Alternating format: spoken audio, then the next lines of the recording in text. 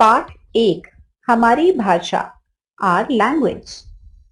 हम सभी किसी न किसी प्रकार से अपनी बात दूसरों को समझाने और दूसरों की बात को समझने का प्रयत्न करते हैं। गौरव बोलकर अपनी बात दूसरों को समझा रहा है। मोहित और काव्य संदेश पढ़ रहे हैं। बोर्ड पर संकेत द्वारा बताया गया है कि हॉर्न नहीं बजाना। ऊपर के चित्रों में छात्र बोलकर अपनी बात दूसरों को समझा रहा है। लड़कियां लिखा हुआ संदेश समझ रही हैं। साइकिल चलाते बच्चे संकेत से समझ गए कि हॉर्न नहीं बजाना है।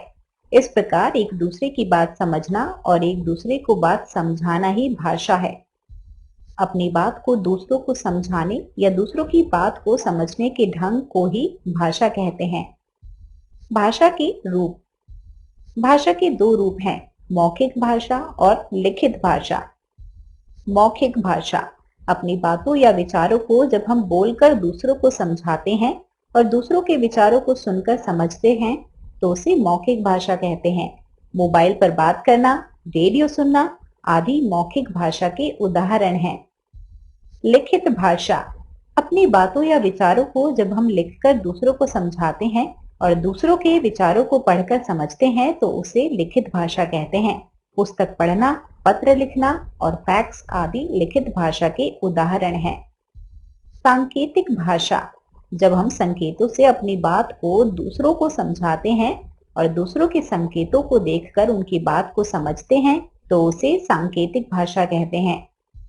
भाषा का एक तीसरा रूप भी होता है, सांकेतिक भाषा।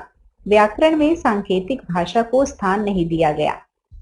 पशु पक्षियों की बोलियां।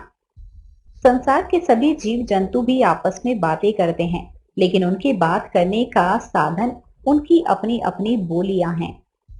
काव काव, ची ची, मैं, टर्र टर्र, म्याऊ म्याऊ। हमने सीखा अपने मन की बातों को दूसरों तक पहुंचाना और दूसरों की बातों को समझना भाषा है। भाषा के तीन रूप हैं, मौखिक, लिखित और सांकेतिक।